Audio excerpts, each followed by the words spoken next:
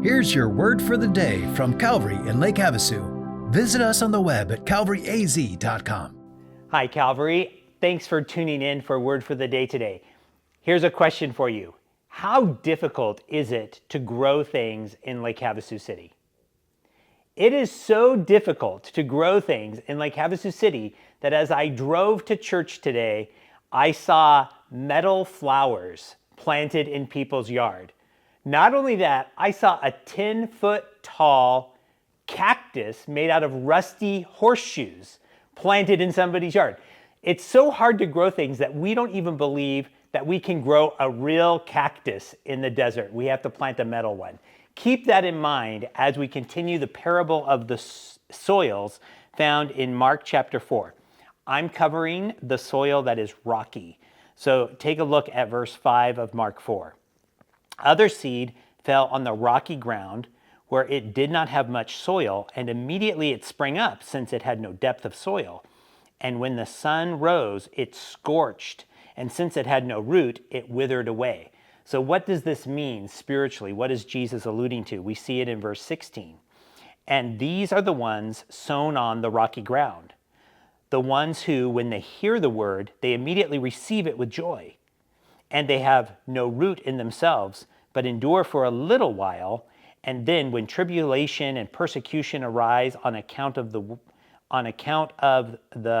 word, immediately they fall away.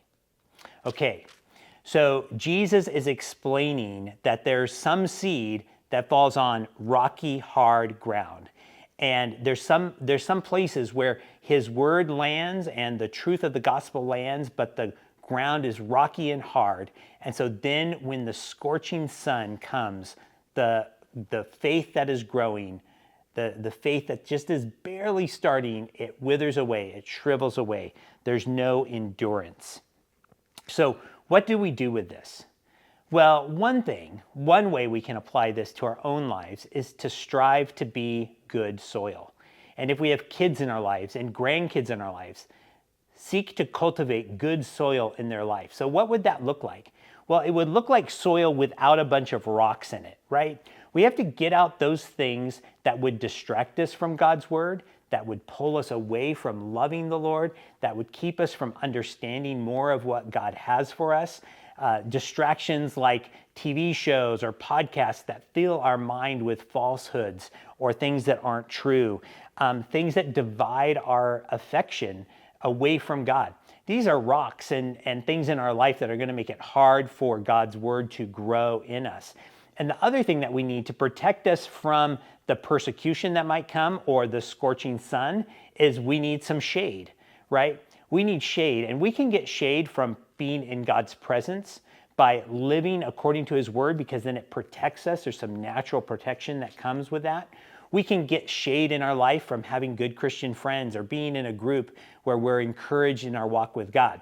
So I want my kids to be good soil so that when God's word lands there, it can grow and it can take deep root.